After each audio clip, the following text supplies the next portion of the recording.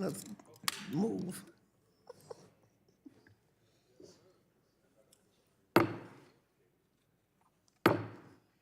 Good morning. We're ready to begin. I will count down from 5 and then we will start. 5, 4, 3, 2, 1. The Subcommittee on Higher Education and Workforce Investment will come to order. Welcome, everyone. I note that a quorum is present.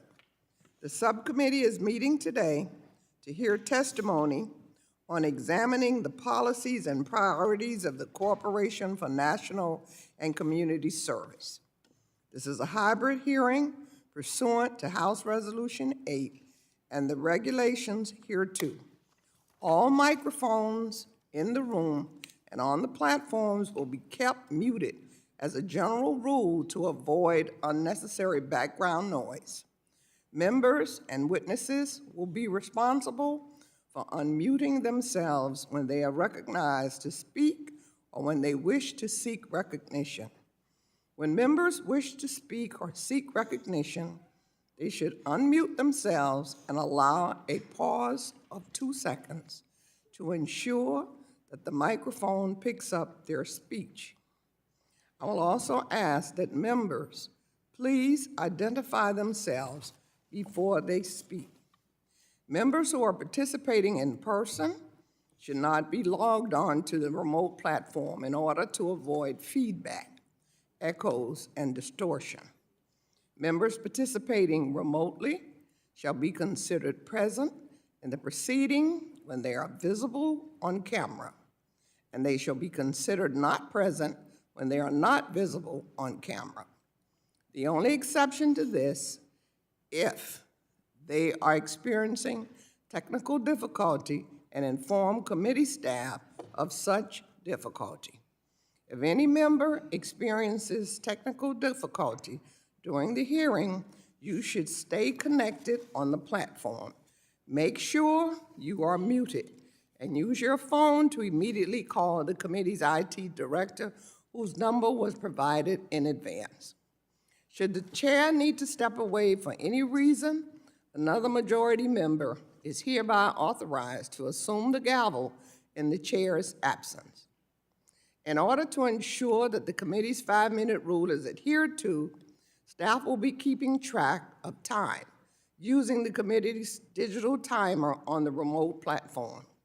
For members participating in person, the timer will be broadcast in the committee room on the television monitor as part of the platform gallery view and visible in its own thumbnail window. The committee room timer will not be in use. For members participating remotely, this will be visible in gallery view in its own thumbnail window on the remote platform. Members are asked to wrap up promptly when their time has expired. Finally, while the recent guidance from the Office of the Attending Physician has made mask wearing optional at this time, please know that we have in our midst, at both the member and staff levels, individuals who are immunocompromised and who have immediate family members as well as who are not vaccinated either due to medical reasons or because the vaccine is not yet available to children under 6 months of age. Therefore, the committee strongly recommends that masks continue to be worn out of concern of the safety of unvaccinated people and our compromised committee members and staff and their families. Pursuant to Committee Rule 8C, opening statements are limited to the chair and the ranking member. This allows us to hear from our witnesses sooner and provides all members with adequate time to ask questions. I now recognize myself for the purpose of making an opening statement. Today, we're meeting to reflect on the important role The Corporation of National and Community Service, better known as AmeriCorps, plays in supporting communities.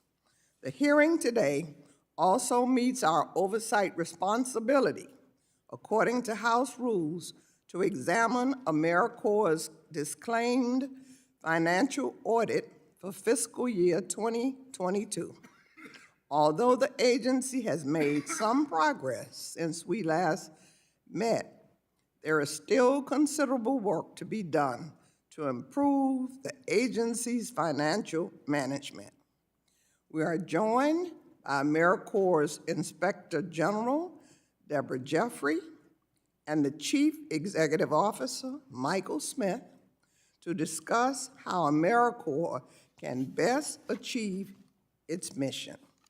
Since AmeriCorps was founded in 1993, it has empowered over 1 million Americans to provide critical support for the young and old in neighborhoods across the nation. After Hurricane Katrina, AmeriCorps members helped rebuild homes and neighborhoods. During the Flint water crisis, members went door to door to deliver water filters. And throughout the COVID-19 pandemic, AmeriCorps was essential in our nation's response and recovery by helping students through mentoring and reading programs, fighting food insecurity for millions of Americans, providing companionship to homebound seniors to ensure that food, health care, and social services were readily available, and helping coordinate COVID-19 vaccination clinics. In just the last year, 500 members and volunteers in my district have helped seniors live independently and helped our youth develop literacy skills. And AmeriCorps' founding, over 4,500 members from my district in Florida have been mobilized, serving more than 6 million hours. National service programs not only benefit our communities, but also create a pathway to higher education for thousands of Americans.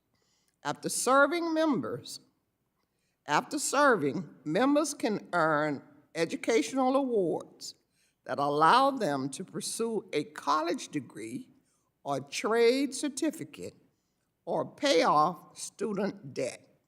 Since 1994, nearly 1.2 million AmeriCorps members have earned more than $4 billion with a B in education awards. AmeriCorps is essential for our communities. As a result, the national service programs have consistently received bipartisan support.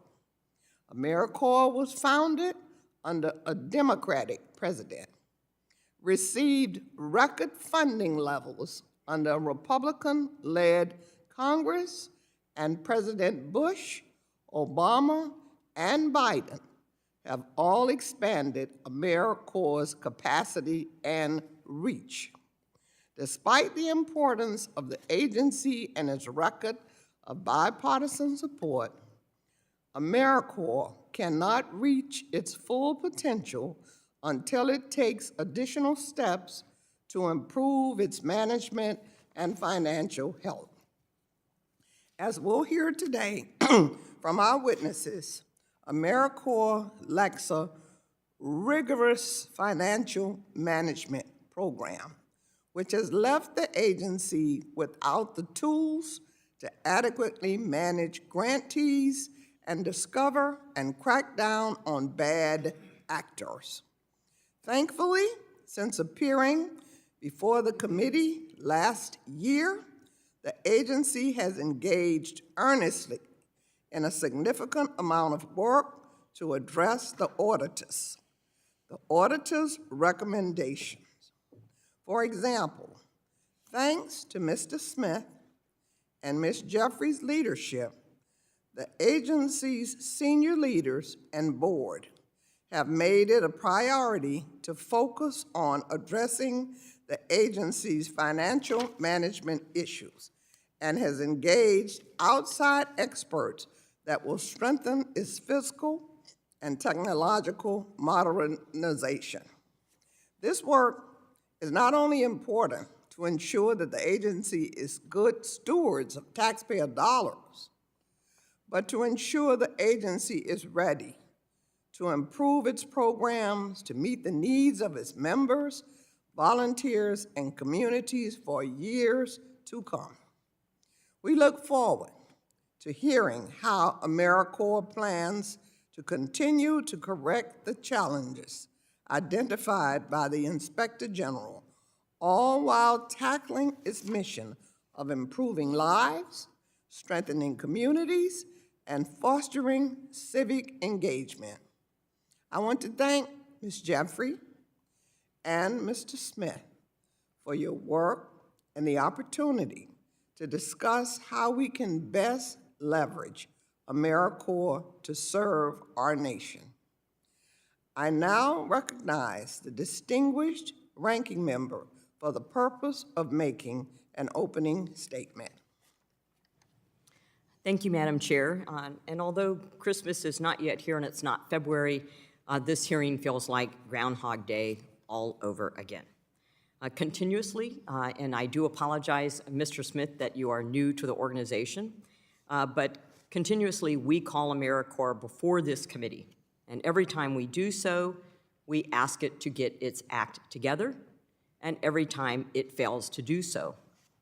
I would also like to say that I think the number of volunteer hours, which volunteer service means volunteer unpaid, could be done even without this organization, and that there are far less expensive ways to deliver educational awards than an agency who cannot get its fiscal house in order. This agency has a long-standing record of abject failure extending back to its creation in 1993. A 2016 AmeriCorps Office of the Inspector General, or OIG, report stated AmeriCorps fails to provide effective oversight of its grant portfolio, leaving those funds unnecessarily vulnerable to waste, fraud, mismanagement, and abuse. Since that 2016 report, AmeriCorps has continually failed to produce the necessary financial statements needed for a full audit. AmeriCorps' continued mismanagement of taxpayer funds is inexcusable. We have repeatedly asked AmeriCorps to modernize its systems. It has not done so. We have asked AmeriCorps that it must implement more accountability for its programs. It has not done so. And thus, the problems continue. Just this year, the Department of Justice found the Denver Public Schools misused over $2 million in AmeriCorps funds in the 2015-2016 grant year. In October of 2021, an AmeriCorps former Hawaii public official pled guilty to embezzling over $38,000 from AmeriCorps. How many more abuses of taxpayer funds is AmeriCorps letting slip through the cracks? This level of mismanagement is dangerous and unacceptable, and it gives the agency and organization a bad name considering the numerous people that volunteer through its guidance. Perhaps it's time for everyone to admit that the failed agency needs major reform.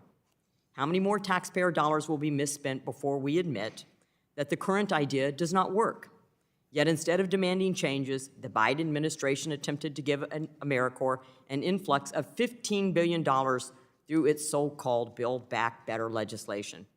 Pouring billions more into an agency that can't seem to get its act together will only get us more of the same fraud and mismanagement we've seen over 29 years. And I can give you numerous examples of truly volunteer organizations, individuals who have stepped up to provide services in their community with no funding from the federal government or AmeriCorps.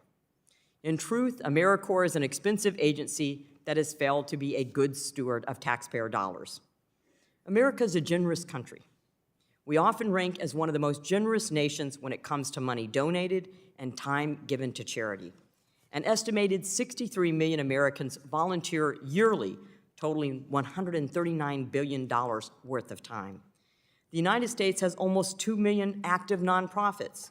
Additionally, 81% of Americans say they have donated money to charity this past year. Americans are already volunteering and giving their time, and often do so more efficiently and effectively than an overloaded bureaucratic agency. It is one of this committee's most important duties to hold the federal government accountable, and agencies like AmeriCorps prove why that is so important. I sound like a broken record, but every time AmeriCorps comes before us, we say the same thing. AmeriCorps is a failed program that needs a complete overhaul, and every time we get the same non-response. This is as true today as it was the first time it was said, if not more so. It's time for my colleagues to take their blinders off, stop relying on promises to do better next time, and start thinking about a rebuild and true reform. Thank you, Madam Chair. I yield back. Without objection.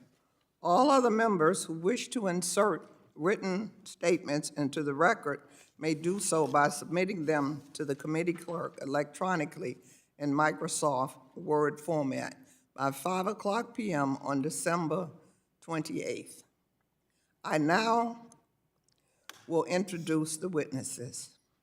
First, we want to welcome and hear from Deborah Jeffrey, the Inspector General of AmeriCorps.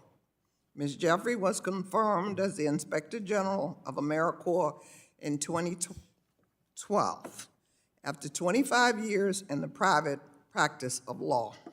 She practiced white-collar criminal defense and worked on civil enforcement proceedings, as well as congressional and Inspector General investigations. With the improvements made so far, I expect great progress from this agency under her leadership. She holds degrees from Johns Hopkins University and Harvard Law School. Next, we will hear from Michael Smith, Chief Executive Officer of AmeriCorps. Michael Smith was confirmed as CEO of AmeriCorps on December 8, 2021. Previously, Mr. Smith was the Executive Director of the My Brother's Keeper Alliance and Director of Youth Opportunity at the Obama Foundation. He also served in the Obama administration as Special Assistant to the President and Senior Director of Cabinet Affairs for My Brother's Keeper. I know Mr. Smith, his amazing qualifications, and his continued efforts on improving the lives of our nation's citizens. I trust his leadership, and I'm looking forward to watching his experience and impact on this critical agency. Mr. Smith earned his bachelor's degree in communications from Marymount University in Virginia. We appreciate the witnesses for participating today and look forward to your testimony. Let me remind the witnesses that we have read your written statements and they will appear in full in the hearing record. Pursuant to Committee Rule 8D and committee practice, each of you is asked to limit your oral presentation to a 5-minute summary of your written statement. Before you begin your testimony, please remember to unmute your microphone. During your testimony, staff will be keeping track of time, and the timer is visible to you at the witness table or on screen in gallery view. Please be attentive to the time. Wrap up when your time is over and re-mute your microphone. We will let all the witnesses make their presentations before we move to member questions. When answering a question, please remember to unmute your microphone. The witnesses are aware of their responsibility to provide accurate information to the subcommittee, and therefore, we will proceed with their testimony. I will first recognize Ms. Jeffrey. Welcome, Ms. Jeffrey. Chairman Scott, Dr. Fox, Chairwoman Wilson, Ms. Miller-Meeks, and members of the subcommittee. Thank you for your continued focus on needed improvements to AmeriCorps' financial management. This morning, I will share with you key takeaways from the FY 2022 financial statement audit. For the 6th year in a row, AmeriCorps' financial statements are unreliable and contain an unknown number of material misstatements.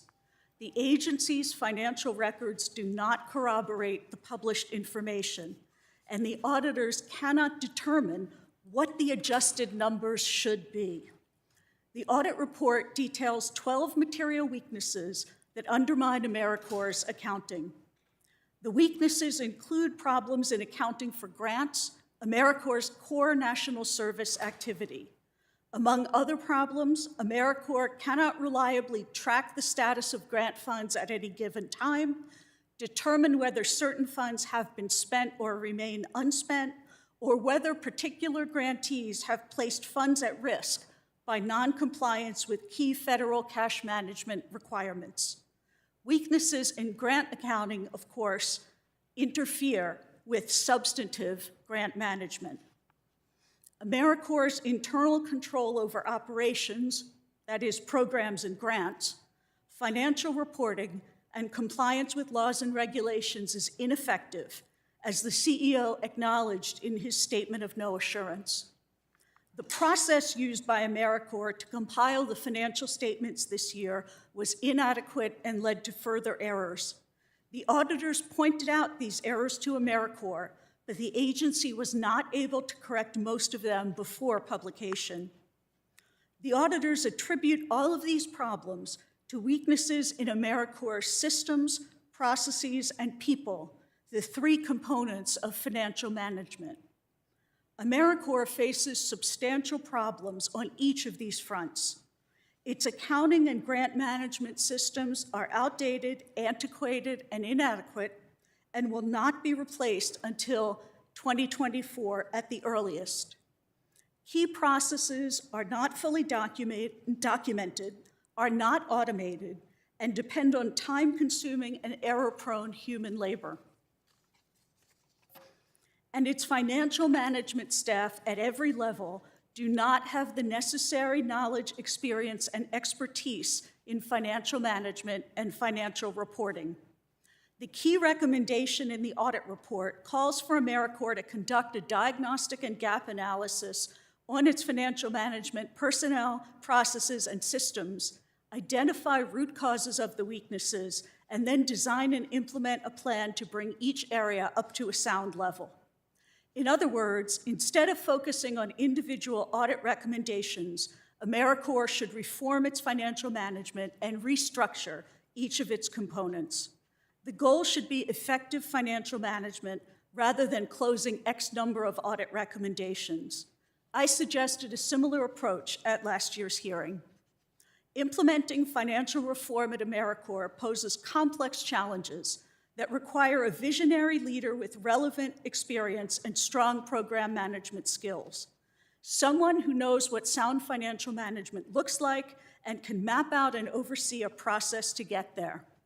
At last year's hearing, I described how in the last administration, HUD succeeded in reforming its financial operations under the leadership of its then CFO, Irving Dennis. AmeriCorps has now engaged Mr. Dennis as a consultant to do for AmeriCorps what he did at HUD. He came on board at the end of fiscal year 22, too late to affect the audit results. Last week, AmeriCorps also hired a director of reporting, compliance, and audits to augment its expertise in financial reporting. Delays in filling these positions cost AmeriCorps precious time. With these reform efforts just getting launched, it's unclear how much can be accomplished in time for review in this year's financial statement audit, which will begin in the spring. Some improvements are possible, but it may be several years before the results are significantly better. As these reforms proceed, the annual financial statement audits will assess their progress and reflect their impact. I would be pleased to answer the committee's questions. Thank you. We will now hear from Mr. Smith. Thank you. Chairs Wilson and Scott, Ranking members Miller Meeks and Fox, and members of the subcommittee, thank you for the opportunity to testify today on continued investment in sound financial management and internal controls at AmeriCorps. As Chief Executive Officer, it is my duty to ensure AmeriCorps carries out national service laws and our mission effectively, equitably, and in a manner that responsibly stewards federal resources. When I was confirmed a little more than a year ago, I found an agency facing significant challenges, the results of years of underinvestment in core business operations, infrastructure, and staff development. These pre-existing issues, in addition to ongoing leadership and staff turnover, were exacerbated by the prior administration's proposal to eliminate the agency. Although these shortcomings did not happen on my watch, I am committed to pursuing a path to resolution on my watch. I am approaching this challenge with eyes wide open, acknowledging that significant work remains and will take time to achieve. Over the past year, we have created a culture of shared accountability, and our teams have worked to strengthen our core business functions. First, we have restored strong and open communications with oversight leadership. I am grateful to our Inspector General for engaging in regular, candid communication about progress and challenges. I appreciate the leadership of the chairman and ranking member for enabling my team to meet with committee staff quarterly, and I welcome the accountability ensured by our newly appointed board of directors and its Oversight, Governance, and Audit Committee. Second, we have invested in systems and internal controls to enhance effective financial stewardship and modernization of our IT infrastructure. And third, we have invested in people so that we can build and retain a diverse, skilled, and motivated workforce and maximize our impact in communities across the country. In response to the FY 2021 audit, and for the first time in agency history, AmeriCorps established centralized coordination for audit resolution, including development and tracking of agency corrective actions. The agency has closed several audit recommendations which are reflected in the FY 2022 audit, and we have completed activity on many additional recommendations, the results of which we expect to be reflected in future audits. We are implementing reforms that are optimizing key financial management systems and processes within a shared service environment under the Department of the Treasury's Administrative Resource Center, a partnership that we actually expanded to complete the migration to shared services under a single financial platform. We won $14 million from the Technology Modernization Fund, a multi-year investment. And this fall, as Ms. Jeffrey mentioned, I brought on Irv Dennis as senior advisor to the CEO on financial reform.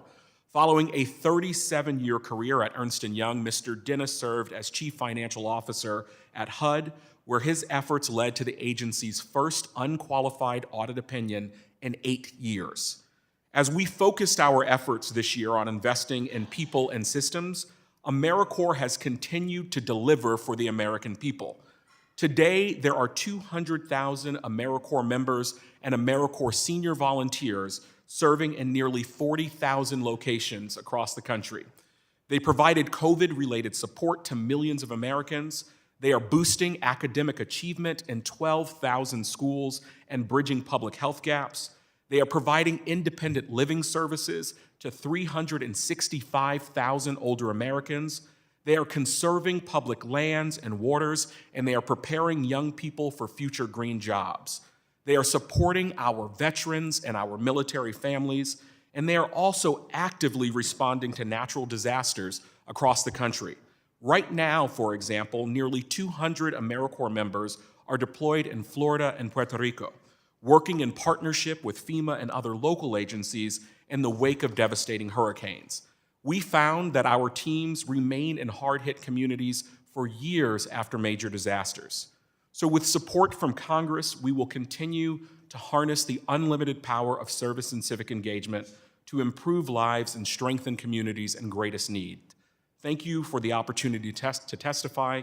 I am happy to respond to any questions you may have. Thank you.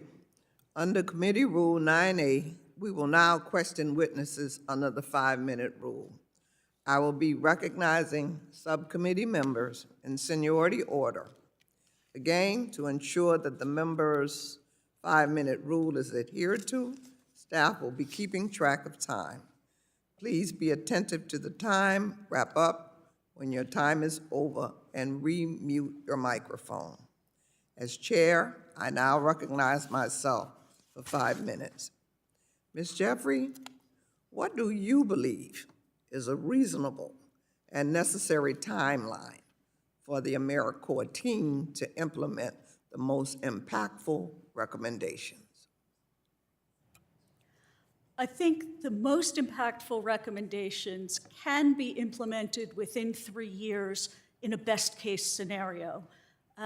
We rarely encounter the best case, however, so I think probably 4 years would be more realistic, judging by HUD's schedule and the comparable amount of work to be done.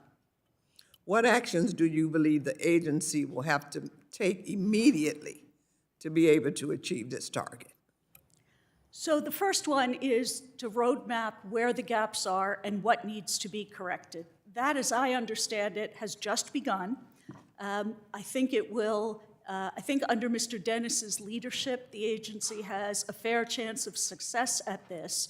Immediately, there are gains to be obtained in improving certain processes and automating them, and immediately in getting staff additional training. The agency's financial management staff is by and large very committed to hard work and very much wants to do better. They simply do not have the training to do what it is they're being asked to do. Mr. Smith, I'm glad to hear that AmeriCorps has made progress addressing some of the findings that have been brought forth. Will you please speak to the actions mentioned in the auditor's report that AmeriCorps is already addressing and putting in priority order? And what findings and recommendations are on target for remediation within the next 3 to 6 months? Thank you so much, Chairwoman. There are 3 areas that we are spending the most time on. We look at systems, people, and accountability. From a systems perspective, we are spending a lot of time on modernization. That's been one of the key challenges and material weaknesses facing the agency. So this past year alone, we've brought on a chief modernization officer, and we actually have plans that shows that our member portal, our e-grant system, and our financial management system, Momentum, which is currently an outdated system, all of those will be reformed or replaced by the end of fiscal year 2024. The other thing that we're looking at is people. I could not agree more with Ms. Jeffrey that we need to make sure that we have the people and the skills necessary to get this job done. In the past year alone, Chairwoman, we've hired more than 200 staff people, 135 using ARP dollars, and about 25% of those staff members are working on financial management and operations. We filled some holes within our leadership teams on finances and operations.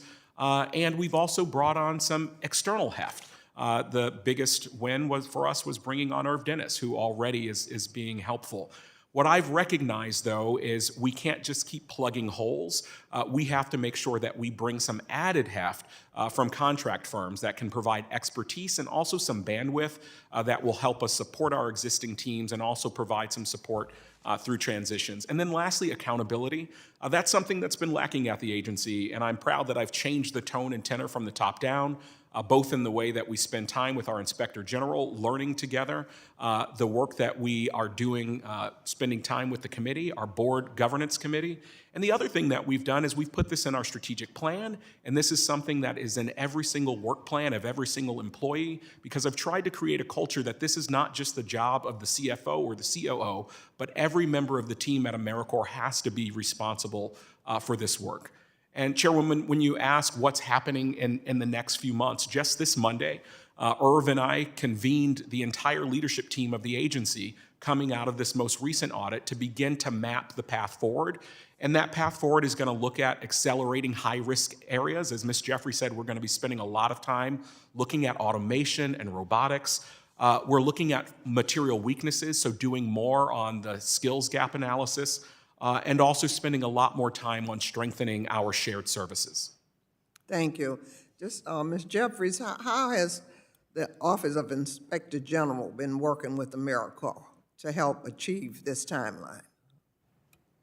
So I meet frequently with Mr. Smith and his chief of staff. We have frequent and very candid conversations throughout the year about how things are progressing, about issues being encountered in the audit, about new potential audit findings and material weaknesses. We've talked quite a bit about the strategy to move forward. I actually was the one who recommended that AmeriCorps speak to Mr. Dennis and was very pleased to hear that he had agreed to take on this challenge personally, which I hadn't expected. I've spoken with Mr. Dennis at some length about the key risks here and which ones should be addressed first. Thank you very much. I now recognize the ranking member for the purpose of questioning the witnesses. Thank you, Madam Chair. Ms. Jeffrey, and first I'd like to thank both of our witnesses and would like to acknowledge for the record, Mr. Smith, that although AmeriCorps' problems with financial accountability have been longstanding, that we do recognize this is your first year as CEO. Ms. Jeffrey, can you discuss what it means when an agency such as AmeriCorps issues a disclaimer of opinion? So a disclaimer of opinion means that the auditors cannot issue an opinion as to the accuracy and completeness of the financial statements. It's basically a declaration that the financial statements should not be relied upon. And how significant is it for an agency or department to issue a disclaimer of opinion on its audit? It should be an all-hands-on-deck exercise. This is not something to let go lightly. I think in the past, the agency was quite cavalier about those disclaimers, either didn't believe that the auditors were correct or didn't have the bandwidth to deal with these problems, found them overwhelming, and sort of didn't know where to begin. I'm happy to say that's no longer the case. So it's sort of like pulling a fire alarm when you actually see smoke. It certainly should be.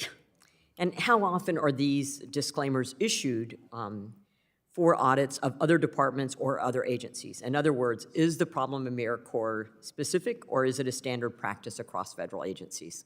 It's certainly not unique to AmeriCorps. As I said, HUD had been in a disclaimer status for about 7 years. I think the Railroad Retirement Board, if memory serves, is also in a disclaimer status. I'm sure there are other agencies, but they don't come to mind. Let's say, I'm happy to say it is uncommon but not unheard of. And do other agencies respond in such a cavalier fashion when they have a disclaimer of opinion?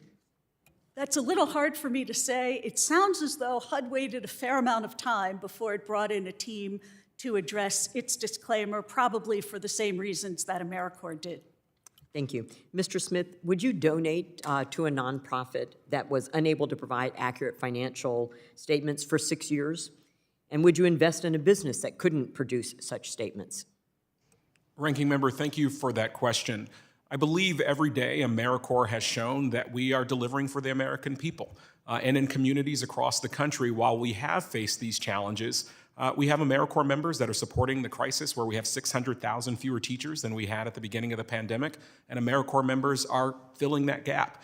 We have AmeriCorps members in the face of the COVID pandemic that were running testing and vaccination lines. We have AmeriCorps members that were keeping seniors connected and engaged during the COVID-19 pandemic. We have 15,000 AmeriCorps members that are serving on climate-related projects. With all due respect, sir, volunteer activities, given the nature of our country, would occur. I'm in a flood-prone area. We just had 2 derechos. We have volunteered to sandbag. We have volunteered to pick up debris. We have volunteered to put electrical into housing and take down drywall. My son and daughter traveled for Hurricane Katrina. We are a giving, generous nation, and I would say these activities would occur even under the auspices of no federal agency that is wasting taxpayer dollars. When we're looking at a federal deficit of the deficit and debt of the amount that we have, it is imperative that we prioritize spending in this Congress to agencies that take their financial responsibilities and taxpayer dollars seriously. I'm going to ask the same simple question of both Mr. Smith and Ms. Jeffries. When will AmeriCorps be able to produce a clean audit? I know you said in best case scenario 3 years, but I'll start with Mr. Smith. How many years is this going to take? Ranking Member, we have a plan and a path forward. We're digging out of a hole. This past year has been about creating the foundation and moving forward. We're getting the team together, and I believe, as the evidence shows from an agency like HUD, that we will see some progress next year, even more progress the year after that, and I am hoping within the next 4 or 5 years we can get to a place where we're completely turned around. And Ms. Jeffrey? I think that's correct. I'm not sure how much progress will be reflected in next year's audit. I would hope that the findings would show some progress, but given that we get started in only a few months and a lot of these efforts are really just getting off the ground, it's a little hard to know. I would expect to see considerable progress in 2024 and believe that a 3 to 5 year range is accurate. Thank you very much. I yield back, Madam Chair. Thank you. Chairman Scott of Virginia. Thank you, Madam Chair. Ms. Jeffrey, I understand that the audit reports, when they're done, make specific recommendations to AmeriCorps on how they can improve their financial records. And as of last month, there were 69 remaining recommendations that have not been closed. Is that right? So following the conclusion of this year's financial statement audit, there are about 79 recommendations that remain open. About 17 of those were new for FY22. The others were carried over from prior years, either in their original form or in modified form. Thank you. The ranking member has suggested AmeriCorps. It raised questions about AmeriCorps' capacity to take on new programs. Can you comment on AmeriCorps' capacity to take on new programs in its present situation? I think it would have been very challenging for any agency to accommodate a multiplier of 16 times its annual spend in any one year. At AmeriCorps, it would have been exceptionally difficult. But I do think that the mission can continue alongside of these reforms, provided these reforms are handled appropriately, consistently, and with great rigor. I think there are ways to tighten up grant oversight and grant financial oversight at the same time all of these system modernizations are happening. Thank you. Mr. Smith, in 2017 and 2018, before you got there, AmeriCorps leadership rejected external auditors' findings, even contested them. Are you contesting any of the findings at this point? Mr. Chairman, I'm not contesting any findings. Okay, and there, as of the information I had was 69, maybe 79. There are outstanding recommendations. Are there anything Congress can do in terms of budget or staffing levels that can help you work your way through these recommendations? Thank you, Mr. Chairman. I would like to note that this has been a foundational year. We've closed more than a dozen findings. We finished actions on about 20 more, which we think will be seen in the next audit. And we've created new systems and processes where we'll begin to see results. A lot of the challenges that this agency has faced has been a lack of investment. And so what's important to think about with this committee is making sure that we meet the president's budget request. We requested about $115 million in salaries and expenses in order for us to have sustained work on the areas where we need reform. We'll continue to need that investment in salaries and expenses because in the past, what I've seen coming into this agency, we've seen a lot of programmatic growth, an agency that said we can do more without the administrative budget to support infrastructure.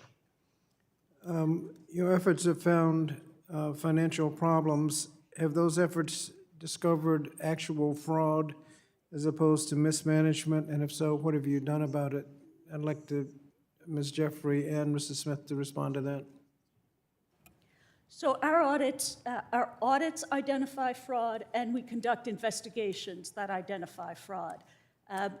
Ms. Miller-Meeks referred to the Denver Public Schools settlement, which settled allegations of systemic timesheet fraud. That is, individuals who were claiming to be AmeriCorps members were in fact claiming their employment hours as their AmeriCorps service. And that was in 7 programs involving 485 members. Not all of the programs at the Denver Public Schools were problematic. We found that certain of them were being administered appropriately, or at least we couldn't prove otherwise. We generally go to the U.S. Attorney's Office when we find criminal or civil fraud to gain recoupment of the funds, as well as a multiplier, which serves effectively as a penalty for committing fraud. We also ask the grantee that has allowed this fraud to assume the burden of paying any education awards that haven't yet been paid. Thank you, Mr. Smith. Mr. Chairman, I don't believe there's any evidence to support that there's more fraud at our agency than there are at other agencies, but there is evidence to support that we take this very seriously. We work closely with the Office of the Inspector General. We are constantly sharing referrals both ways around investigations. Sometimes we find things and pass them on to our Inspector General's office, and sometimes they find issues that would be better suited for the agency to investigate. We also believe in whistleblower protections against retaliation. And so what we're doing as we think about fraud is we've developed a robust fraud management system where we are learning when fraud happens. We're improving training. We are improving our risk analysis tool. That's actually something that we've done in partnership with the Inspector General's office. And actually, 2/3 of the indicators in our risk analysis tool have been developed in the past couple years working in partnership with the Inspector General's office. Thank you. Thank you. Thank you, Madam Chair. Thank you, Mr. Chair. Mr. Grothman of Wisconsin? Yeah, I think the first thing to point out here is we're entering a new paradigm here in this country. Just looking in the fiscal year that just wrapped up, compared to the prior fiscal year, we spent about $125 billion more in interest payments than the previous year. I mean, that money's got to come from somewhere. It appears right now that in the current fiscal year, that 125 upper will go up another $250 billion. So it's a whole new ball game whenever we spend money, because obviously we got to spend less somewhere. I think not only is that a primary concern for the country, but whenever I get back home, a major concern is where business is going to find employees. There are help wanted signs everywhere, right? So we have to make sure that every employee hired by the federal government is 100% necessary, because when somebody works for you, it means the private sector can't find somebody else. How many full-time employees do you guys have? Or I guess either one of you could answer that question. Or maybe I'll describe it as full-time equivalent employees. Congressman, we currently have about 700 FTEs. 700. Okay, and what's your budget? Our current budget is about $1.3 billion per year. You've got 700 employees. Okay. General comment here.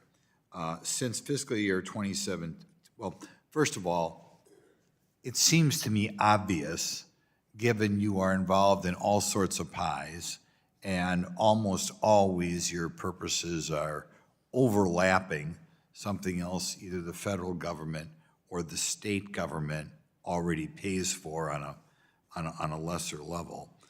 It would probably be better to take ownership of these supposed needs by the state governments. At least in Wisconsin, we're running huge surpluses, and I think that's typical for states around the country. Ms. Jeffrey, is there any reason that you can think of why these programs would be better off handled by the states in their own right with their surpluses? So let me say that a number of AmeriCorps' programs, and in fact its largest program, AmeriCorps State and National, is administered by the state. I don't mean administered by the state, paid for by the states, because I know as a former state legislator, if you're getting money in from the federal government, take it or lose it, they'll find some way to take it. But the question is, if you are doing something, I think the states would be perhaps in a better position to evaluate whether it's really up to the taxpayers to pay for this, and better off to handle it in regard to they wouldn't have to worry about the federal paperwork or mandates that inevitably comes with every federal grant. Is there any reason why the states wouldn't be able to take this over with their surpluses? Well, I'm not sure that every state has the kind of surplus that you enjoy in Wisconsin, or that every state would have the capability to build out the infrastructure it would need, including the IT infrastructure, the grants management infrastructure, and the I'm accounting just to infrastructure. understand, right now, the federal government in the fiscal year that we're beginning now will spend about $400 billion more on interest than the fiscal year ending in 2001. $400 billion we got to find somewhere to make up. So we sure don't have the money. Is there any reason why you can think that you wouldn't just rather say, if this program, state of Wisconsin, is that good, you find the money, and that way you get rid of the paperwork associated with the federal government and the mandates associated with the federal government? We haven't performed oversight along those lines, so I'm really not in a position to answer whether the states could do as good a job. Okay, I'm going to give you one more quick question because I'm running out of time here.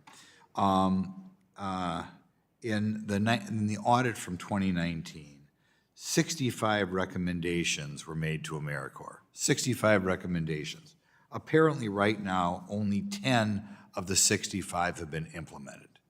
Can you comment on that? Are these numbers I have before me really right, or are they that, bureaucratic that they cannot adapt after, I guess it would be we're 3 years after the audit by now? So the numbers are correct, but they're also out of date. In 2021, the agency had implemented 10 of those 63 recommendations. In 2022, they implemented an additional 12 recommendations, but there were also 17 new recommendations made. Okay, well, that's good. Thank you. We only have 40 not adapted yet. Okay, thank you. Ms. Manning of North Carolina. Thank you, Madam Chair. And thank you to our witnesses for being here today. Ms. Jeffries, how many years have you been involved with AmeriCorps? I've been the Inspector General for 10 years. And can you tell me what that role is as being the Inspector General for AmeriCorps?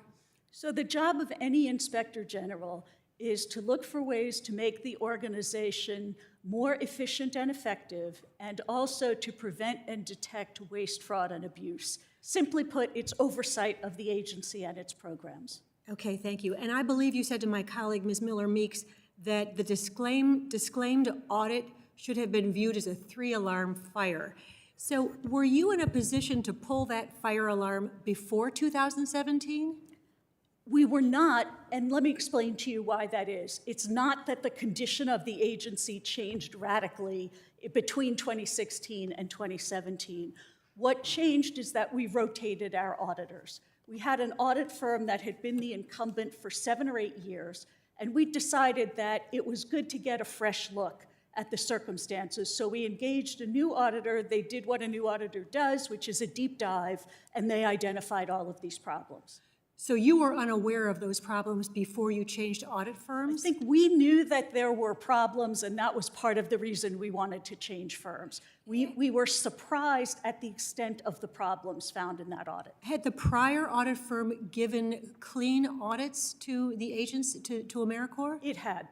And how deeply were you engaged in the information that was provided to the prior auditors in order to make sure that those auditors were doing their job properly? So I personally wasn't deeply involved at that point. I became involved once we understood the depth of the problem. Typically, this information flows through the OIG's audit organization and through the agency's financial management offices. So you were surprised when the new audit firm issued the disclaimed audit? We knew that they would find significant problems. It wasn't a shock to us that there was a disclaimer. What was shocking to us was the number of material weaknesses that they found and their fundamentality. In your position as Inspector General for AmeriCorps, should you have been aware of the massive issues prior to the new audit firm? I certainly wish we had been. That's part of the reason we wanted to change audit firms. That's a best practice.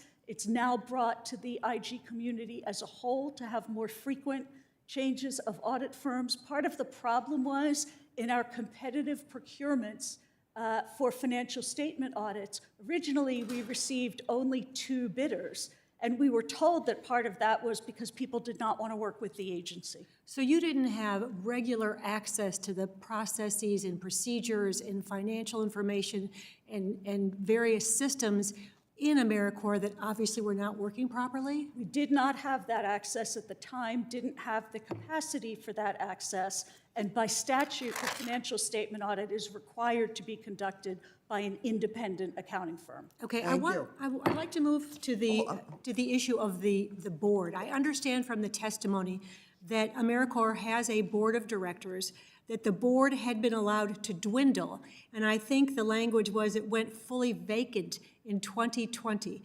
Mr. Smith, can you explain that to me? Thank you, Congresswoman. The board is a Senate-confirmed board, and the board members are appointed by the president. As you know, the previous administration proposed to eliminate the agency every year. So for every year of those that presidency, there were no board members appointed. And what are the responsibilities of the board members? The board members have direct oversight and governance authority, including monitoring the work that I do, reporting to the president, and what was very important this year is the recreation of their oversight, governance, and audit committee to help have some additional accountability. So should the board, when it was in existence, have had the ability to pull that fire alarm before 2017? Oversight and governance is a role of the board, and that's something that they should be looking into in partnership with the CEO of the agency. Is the board fully operational today? The board is partially operational. We have half of our board members. The board is bipartisan, so we now have about 7 board members. We are waiting for our Republican counterparts. And do you regularly report to the board? I meet with the board members in some form or fashion at least monthly and spend quite a bit of time with them in the field as well. And would it be helpful to you if there were a fully functioning, a full complement of board members? AmeriCorps has a proud bipartisan tradition, and I look forward to having more Republican board members. Thank you, and I yield back. Thank you. Mr. Banks of Indiana.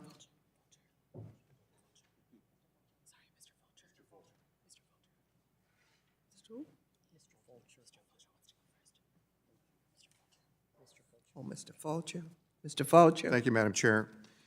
Mr. Smith and Ms. Jeffrey, I guess just to briefly summarize, we're here because AmeriCorps can't provide sufficient information to auditors again.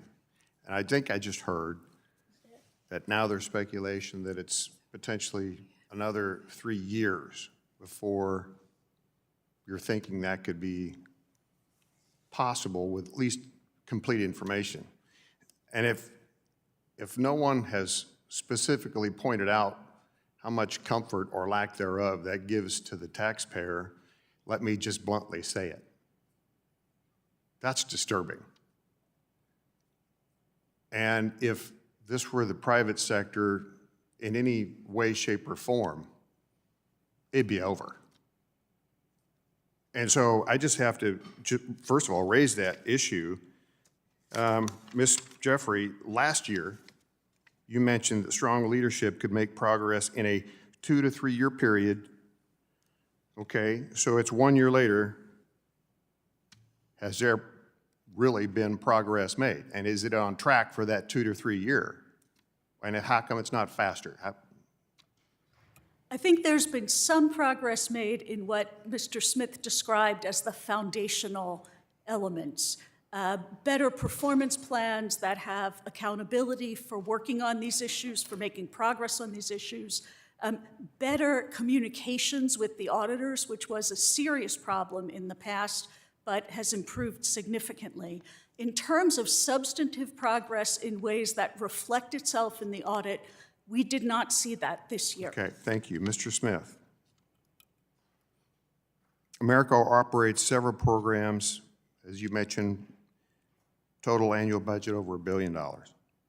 Now, in the scheme of things today, when we're talking about trillions at the congressional level. That may not sound like, but that may not sound like a lot, but in my home state of Idaho, that's significant money. And it's taxpayer money. Can you handle it? Can you handle it? Can you handle that budget? Congressman, I believe the agency has shown, even in the midst of very challenging times, that we've delivered for the people. There are AmeriCorps members that are providing critical roles in communities all across this country. But Mr. Smith, it doesn't look like you can provide it with accountability.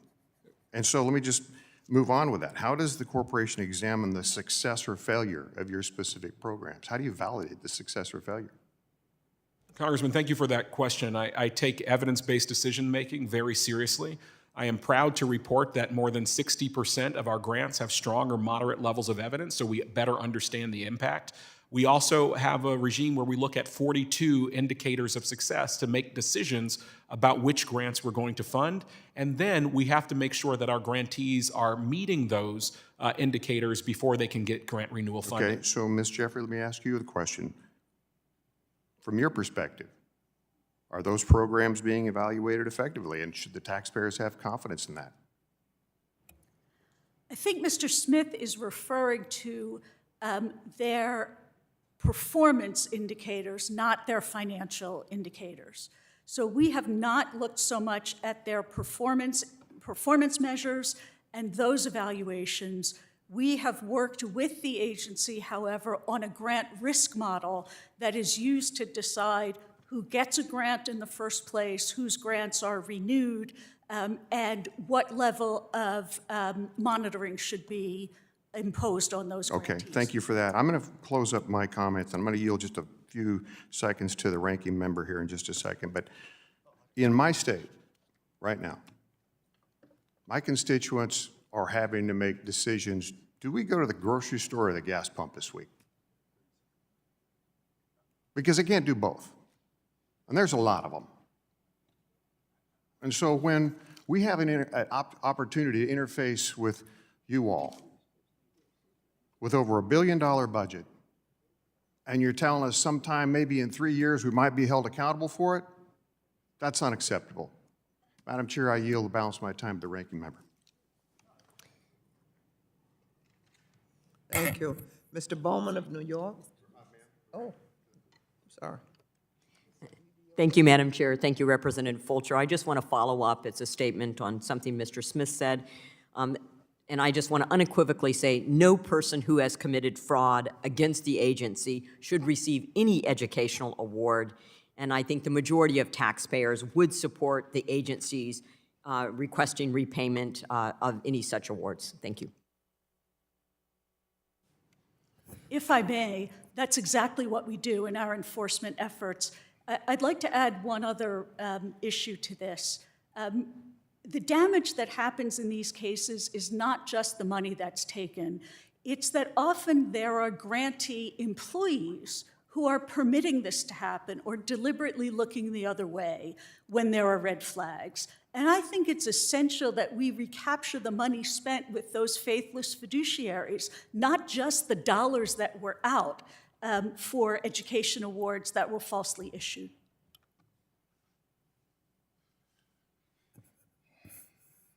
Thank you. Mr. Bowman, New York? Thank you, Madam Chair, and thank you to our witnesses for being here. I just want to make a comment about Rep. Fulcher's comment regarding identifying the private sector as the standard of financial management. I want to remind him and my colleagues that in 2008, the private sector literally destroyed the American economy, creating a recession and required trillions of dollars of bailout money from the federal government. I guess my colleague forgot about the private sector's role in the 2008 recession.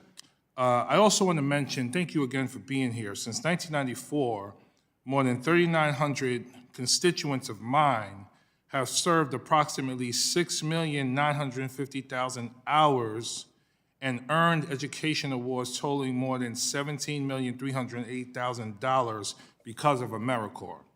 And in 2021, there were 473 AmeriCorps members and volunteers from New York 16 serving across 22 service locations in New York 16. Most AmeriCorps members serving in New York 16 2021 were part of the AmeriCorps Seniors RSVP program. And finally, AmeriCorps just announced that the Yonkers Partners in Education is receiving $322,720 for volunteers to help with mentoring and tutoring services for college readiness of high schools.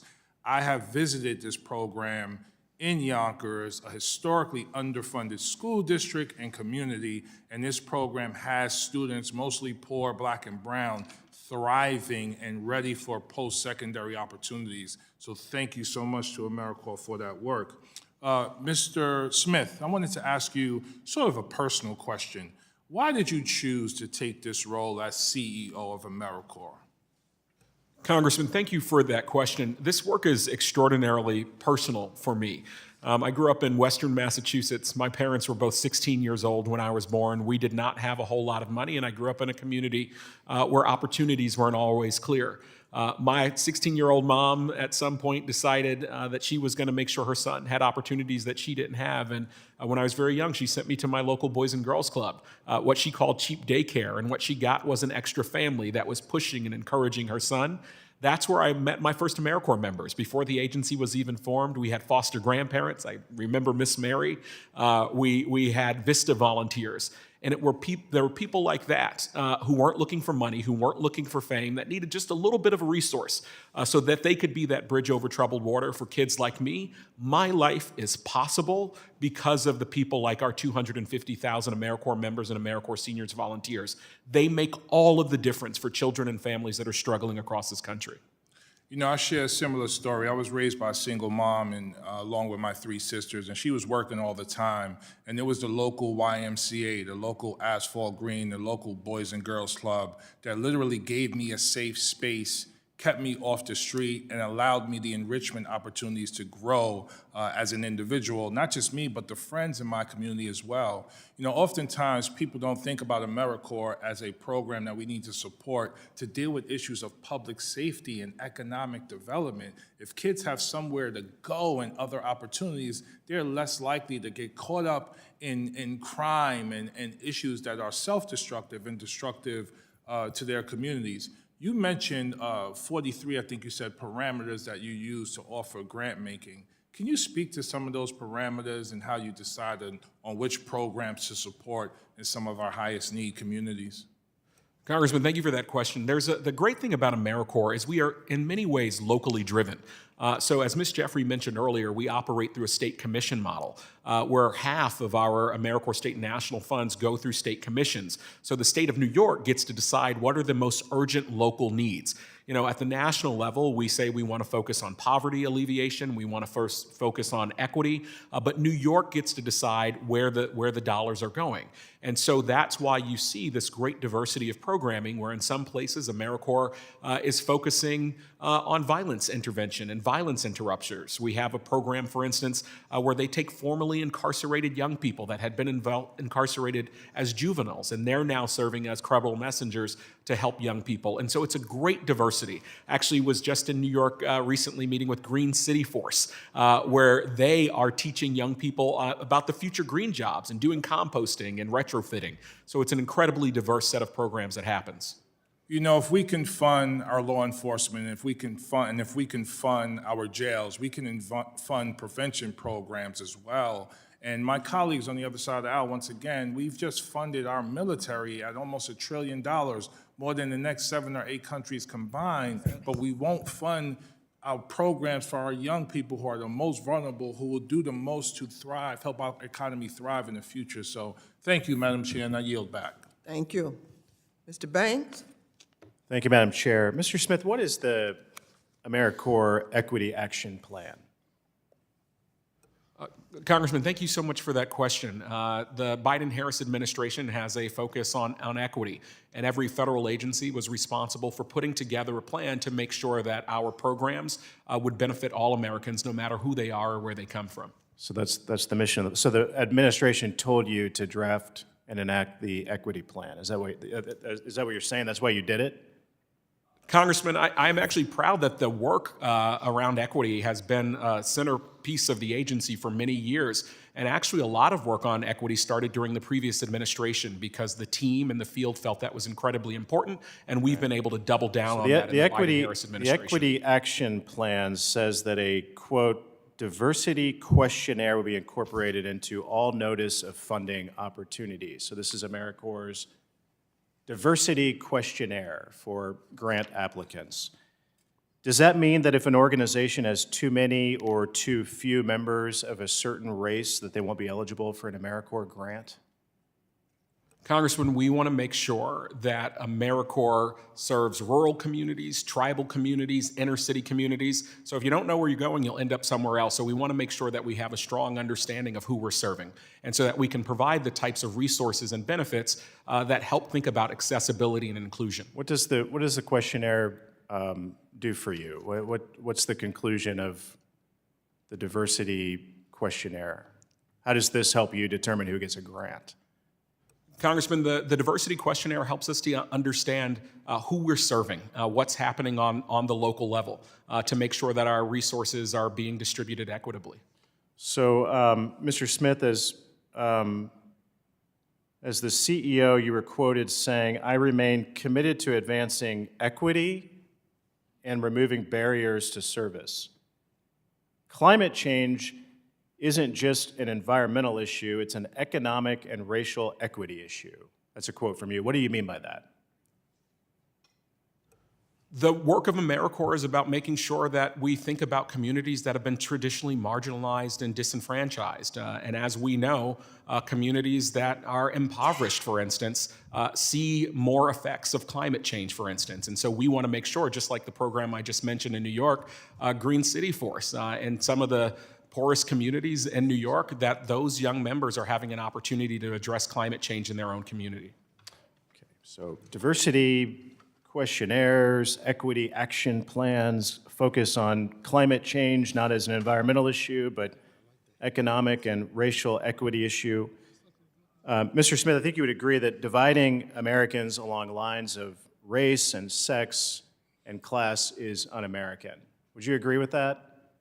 Congressman, I am so proud that AmeriCorps brings together people from all walks of life. We've actually been put up in the Biden-Harris administration as the organization and the agency that can help address polarization. Because when people serve together, they serve together from different socioeconomic backgrounds, different races, and it allows you to see each other's humanity. And all of those things that were dividing the nation go out of the window when our people serve. And we have seen some extraordinary results of bringing people together through service, and that's my priority. So here's my problem, Mr. Smith. I really like AmeriCorps. I love the original mission and vision of AmeriCorps and promoting public service and calling all Americans to do our civic duty, right, to volunteer, to make this country a better place.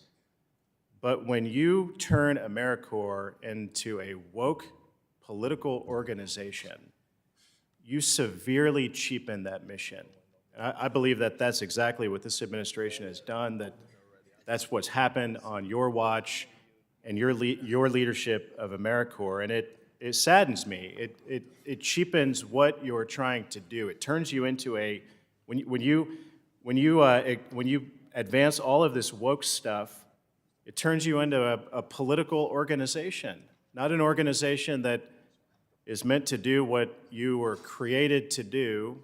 When I was a young boy and really looked up to the vision of what AmeriCorps was trying to do. So that's my problem today as we are talking about the future of this organization, the public investment, the billions of dollars of American taxpayer dollars that go to an organization, not to turn it into a woke political organization. Go back to your original mission, and I think the American people will take you a lot more seriously. I yield back.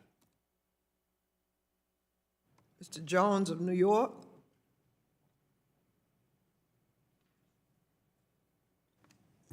Madam Chair, thank you for the recognition. I'm going to yield to the gentleman from the Hudson Valley in New York, Mr. Bowman.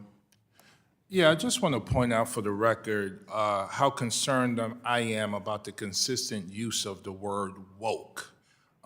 It is ill-defined, never has been defined, but it's consistently used by my colleagues on the other side of the aisle in describing what exactly.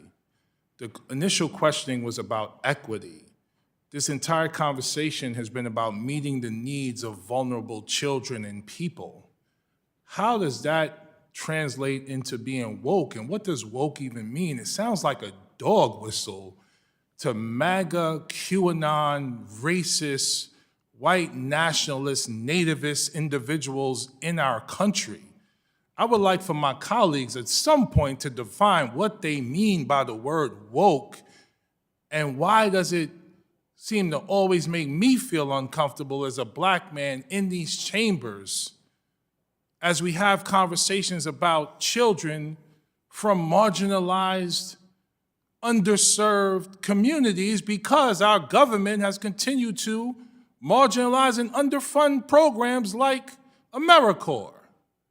What do we mean by woke? Somebody define it, please, so that we can debunk it and have honest conversations about who we are as a nation and move forward in a way that finally meets the ideals of our Constitution and democracy. Thank you, Mr. Jones, and I yield back. I yield my time. I yield.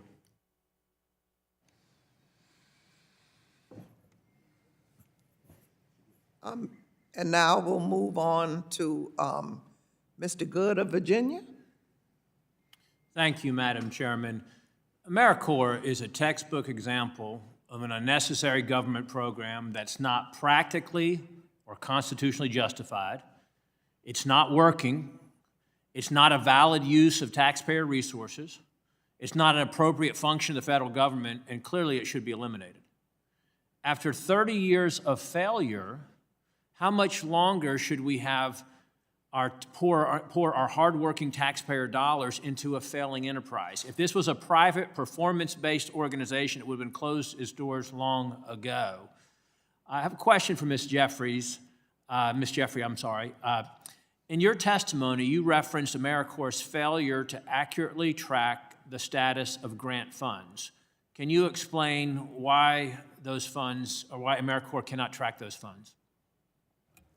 So in some cases, AmeriCorps can't say whether a share of the grant funds have been spent or unspent, whether the grant funds have been drawn down by the grantee and are being held by the grantee, or whether they have been used to meet immediate needs, immediate cash needs, as they're supposed to be. Federal cash management regulations require that funds be drawn down no more than 3 days before incurring the expenses they're supposed to reimburse. Otherwise, you've got a reservoir of money sitting at a grantee that's vulnerable to misuse. So we don't want that to happen. AmeriCorps' records aren't very clear or accurate about where the money is sitting and whether it has been spent or unspent. In addition, at the conclusion of a grant, there should be a grant closeout in which we look at how much money has been... Let me interject just for a moment. You said AmeriCorps, it's not clear where the money is sitting and whether or not it's been spent or unspent. At particular points in time along the grant.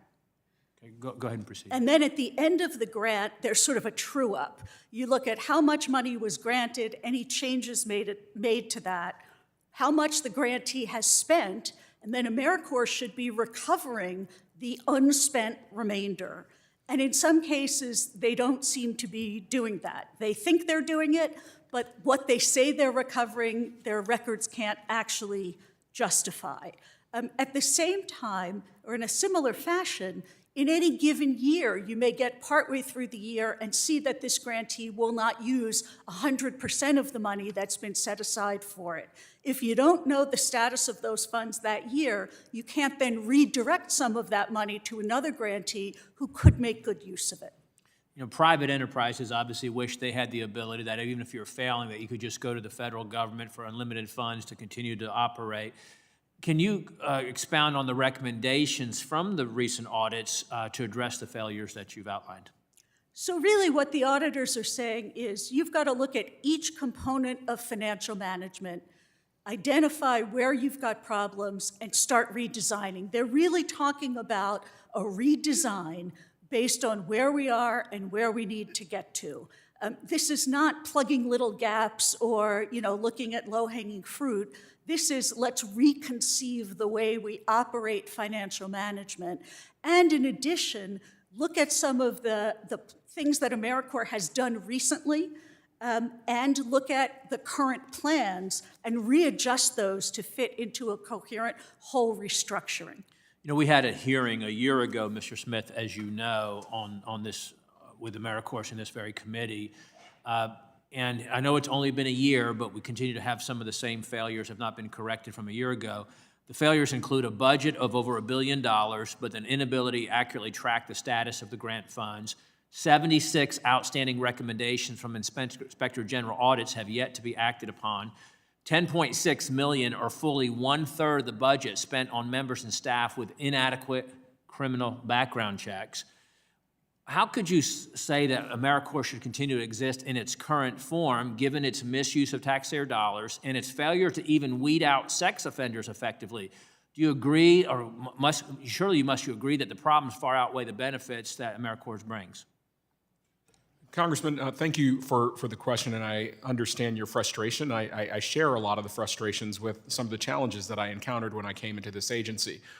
There have been challenges with outdated systems, with archaic file keeping, and in some cases having to go and find paper files from file cabinets. And so on my watch, I have brought an attitude of urgency. I have brought an attitude of an aggressive approach towards this problem. We have people and systems that are in place, and I believe I'm out of time.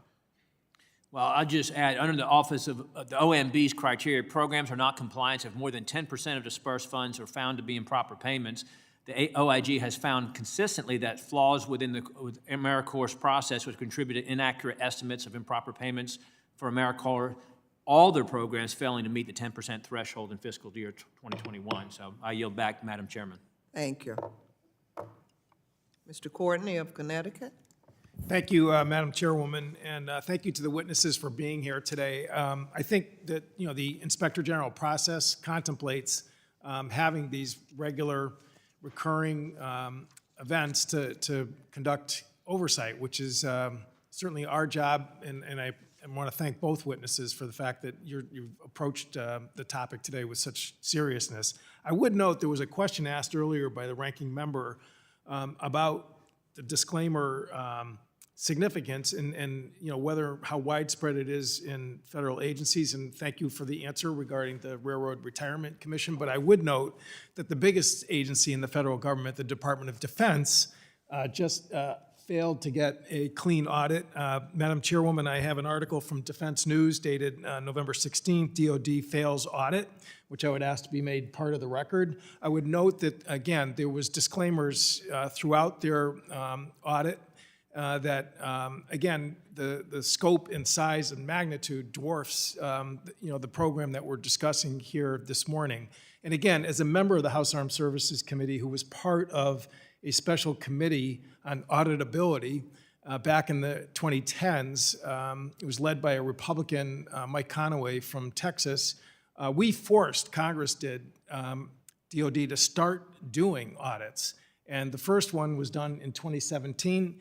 It failed. In 2018, it failed. In 2019, it failed. In 2020, it failed. In 2021, it failed. And again, today we have the report that's there. It is not intended to be a death sentence for an agency if there's a disclaimer. It is, as I think we heard earlier from Ms. Jeffries, it's an alarm to get all hands on deck and for people to fix it. And the comptroller for the Department of Defense, Mike McCord, who, again, reported the failed audit a couple of weeks ago, indicated, again, a lot of the same sort of messages that we're hearing here today, which is that no one's like ducking the issues here today, nor are they at the Department of Defense. But no one's saying we should dismantle the Department of Defense, particularly at the moment that we're in today. We're going to vote on a budget spending agreement, hopefully, early next week with about $858 billion for DOD, which I support. And but I also support the idea that the comptroller's office has really got to get on the stick particularly when we're seeing, again, whole areas of the department in terms of munitions, which are desperately needed in Ukraine, that we have an accurate handle in terms of, what do we own? And that's really what, is our goal, which is not, it's about, fixing things, not about just sort of knee-jerk retribution. So in any case, I'll get off my soapbox. And, Mr. Smith, I would just say in terms of, my district, again, with a high veteran population and the largest military installation in New England, the Veterans Coffee House movement has been driven by AmeriCorps, which, was started very modestly a number of years ago, and now it is just sort of spread through the whole district.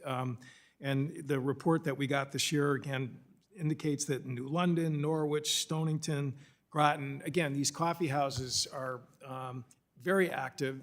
It's a very efficient way to bring veterans together, to learn about, changes in the VA system. And again, the PACT Act, which we just passed a few days ago, again, is going to be another sort of opportunity for the AmeriCorps / Veterans Coffee House movement to really, again, be a force multiplier in terms of getting people connected to the VA benefits that they probably aren't necessarily that aware.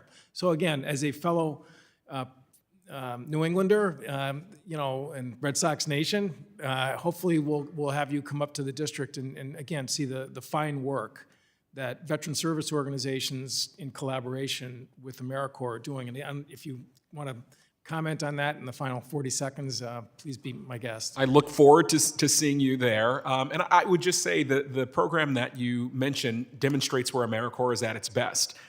We are serving our veterans and military families when they need our help, but we are also providing opportunities for them to serve.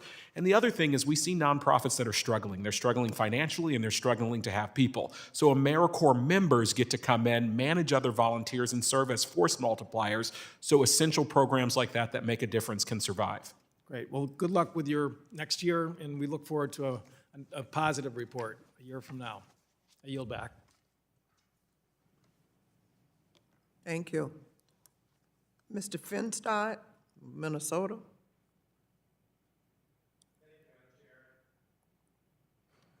Thank you, Madam Chair, and thank you both to Mr. Smith and Ms. Jeffrey for being here today and giving us the opportunity to speak with you. And as a new member of Congress, I came in August. There's a lot of learning going on for me, and so this has been enlightening for me to hear about AmeriCorps and the work specifically, Ms. Jeffrey, that you've put in regards to, talking to us about the lack of oversight and accountability, as well as some actions being taken to rectify those problems. So, however, as Ranking Member Miller Meeks referenced earlier, that we have a lot of folks all over this country that are volunteering in big and small ways, and doing a lot of the work that you folks are doing and talking about here today. So again, as a new member of Congress, as someone that has to, go back and talk to the taxpayers of Southern Minnesota and explain to them what we're doing here, Mr. Smith, I'd like you to tell me a little bit, and I maybe kind of throw the paper to the side and speak to me from your heart about, if and why AmeriCorps needs to exist, and what would happen if we were to just get rid of it today. Just talk to me from your heart so I can go back to my taxpayers with confidence and say, there are some things that have went wrong. I mean, this has been decades. And give me the confidence that under your leadership, we're going to see something different than we've seen in the past. Congressman, thank you for that question. One, I hope that I could have the opportunity to go with you to Minnesota and meet the 1,300 AmeriCorps members and senior volunteers that are serving in more than 200 locations in your district. And I think what's important to see, and the pandemic showed us at one of the toughest times in our nation's history, AmeriCorps members showed up for their communities. There are some programs, for instance, like our friends at Peace Corps had to shut down and had to bring everybody home. During the toughest time in our nation's history, AmeriCorps members were there when teachers had to figure out how they were doing this virtual learning. When they lost so many of their colleagues, AmeriCorps members were right there. when hospitals had to figure out how they were going to meet demands and run testing and vaccination lines, AmeriCorps members were there.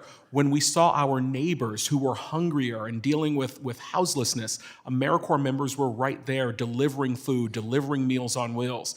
And I think what's important to note is we confuse AmeriCorps members with volunteers. We manage volunteers. AmeriCorps members are oftentimes serving full-time, 1,700 hours, working long days and working long nights, providing those essential roles that an episodic volunteer can't provide. And what I am so proud of, this is one of the best investments that the federal government can make. Our research and evaluation shows a 17-to-1 return on the dollar for the federal investment. So we are bringing in more private sector dollars, more state and local dollars. For instance, we have 600 employers of national service who said, I want to hire AmeriCorps members. And I'll just give you one final example.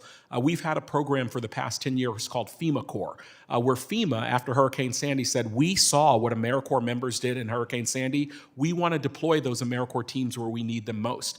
Not only are they doing that urgent work right now, FEMA's hired 25% of our AmeriCorps members because they have the training and the attitude that they need to do this essential work in the federal government.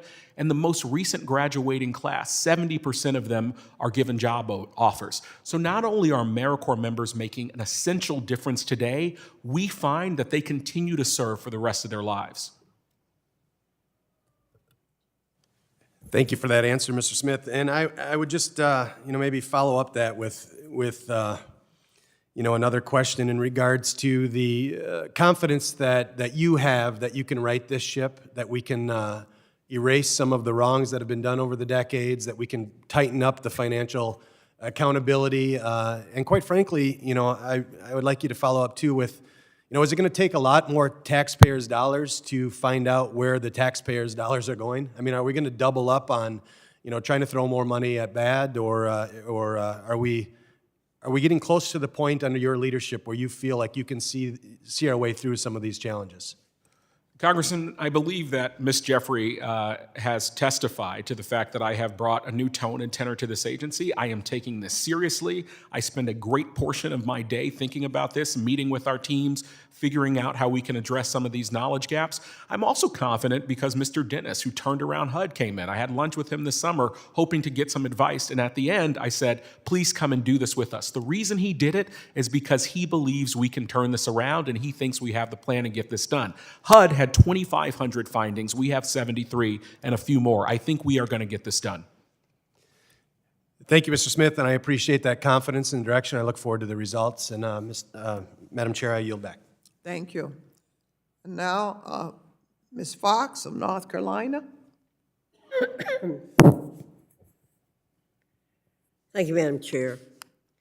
And I thank our witnesses for being here. Ms. Jeffrey, thank you for being here to testify today. I said the exact same thing last year, so it feels like I'm living in the twilight zone, as once again we're here to discuss the continued and systemic problems plaguing AmeriCorps. As you know, this agency has a long track record of unexplainable spending, inexcusable mismanagement of its finances, such as that for 6 straight years the agency cannot even be audited. Since 2016, AmeriCorps has received over $7.5 billion in taxpayer funding, money which could have money which could have provided more than 2.6 billion school lunches to children, or 1.6 million Pell Grants to low-income students. Instead, these funds have been funneled into an agency with questionable results. I'd say worse than questionable results. So my question for you, Ms. Jeffrey, when is it time to stop rearranging the deck chairs and talk bottom-up reform? At what point do we admit that it's a disservice to participants and taxpayers to continue down this path? You've asked the right question about resource allocation. There are choices that the Congress makes, there are choices that the executive makes. Those are not issues I can speak to. What I can tell you is what I think is doable and what is not doable. And what I can tell you here is I believe the agency has the best chance it's ever had to tackle these issues. I'm not in favor of these unending extensions and extensions and extensions. But I do believe that under Mr. Smith's leadership, with Mr. Dennis's involvement, with the support of the board of directors in a way I have never seen before, the level of engagement to solve these problems is at an all-time high. Can I guarantee you it will be successful? No, I can't. But do I think there's the best shot I've ever seen? Yes, I do.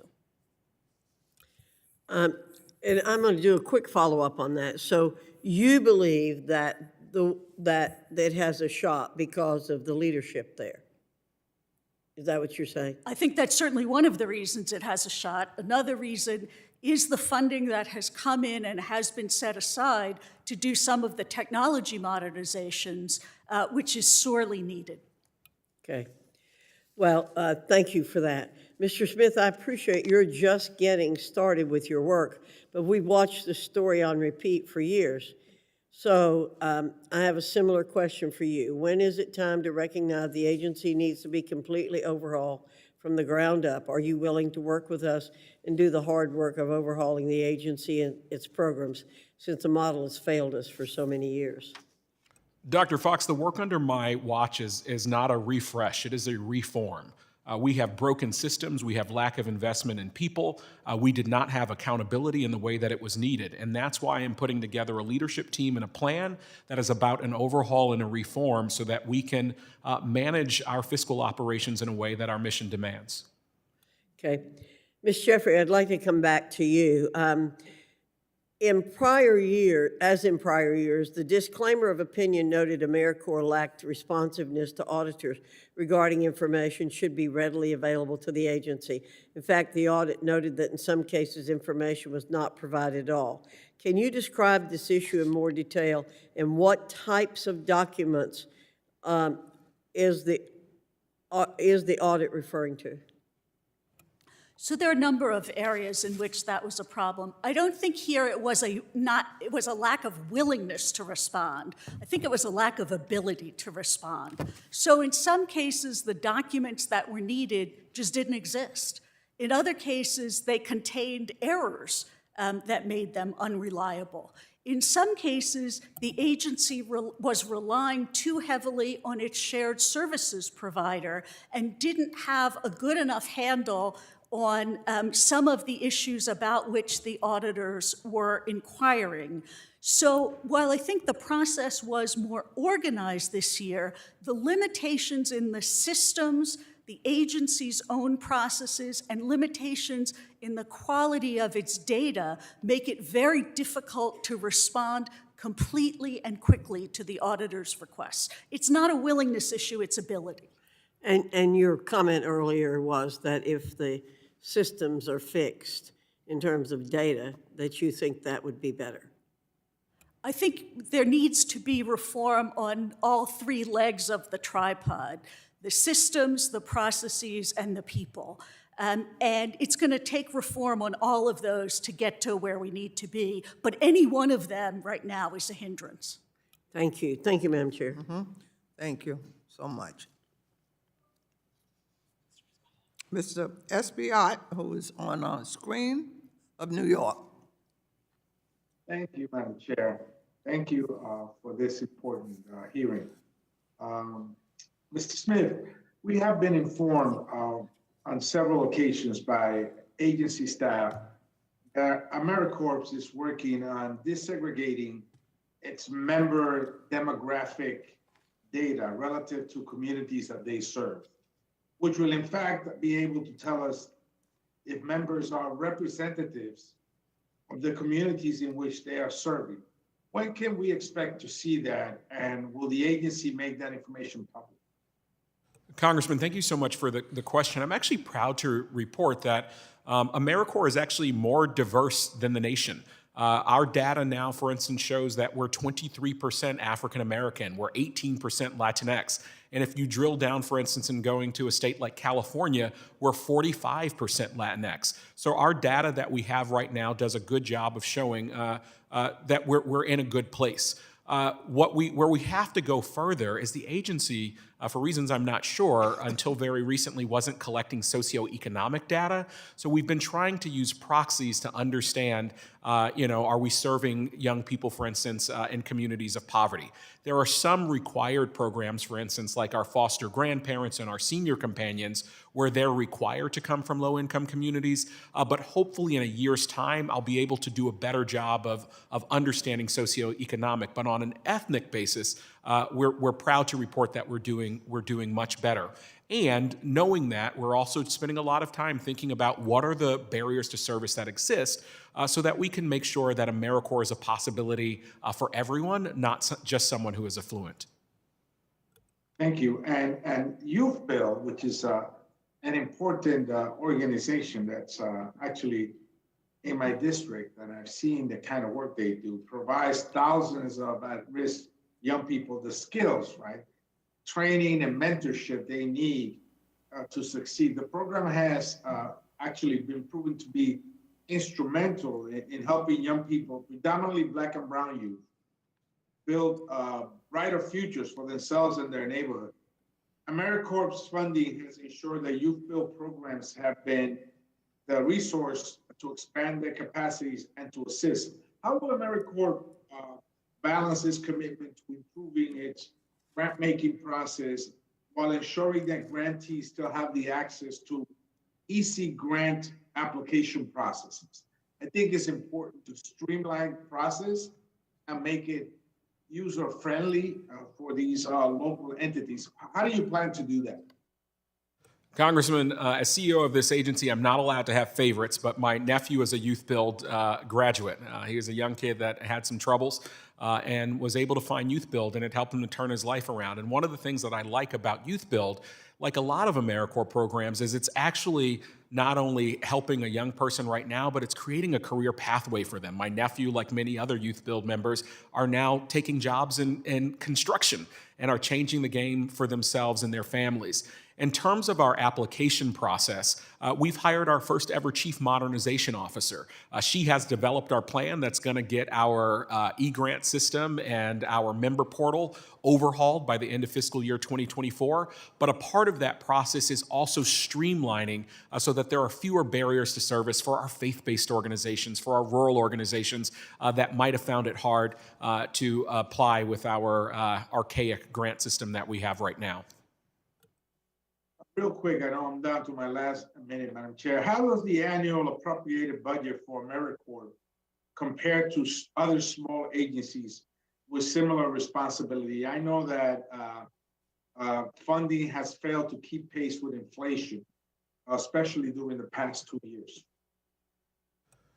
Congressman, I'd have to get the data on where we sit compared to other agencies, but what I will say is I'm proud that this agency, one, moves the vast majority of its resources to go directly to nonprofit organizations and municipalities that are working in underserved communities and with underserved individuals.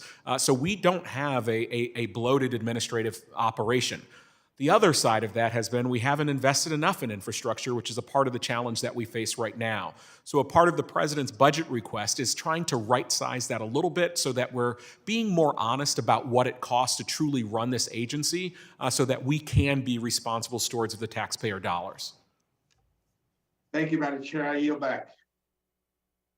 Thank you for joining. I remind my colleagues that pursuant to committee practice, materials for submission for the hearing record must be submitted to the committee clerk within 14 days following the last day of the hearing, so that by COB on December 28, 2022, preferably in Microsoft Word format. The material submitted must address the subject matter of the hearing. Only a member of the subcommittee or an invited witness may submit materials for inclusion in the hearing record. Documents are limited to 50 pages each. Documents longer than 50 pages will be incorporated into the record via an internet link that you must provide to the committee clerk within the required time frame. But please recognize that in the future, that link may no longer work. Pursuant to House rules and regulations, items for the record should be submitted to the clerk electronically by emailing submissions to edandlabor.hearings@mail.house.gov.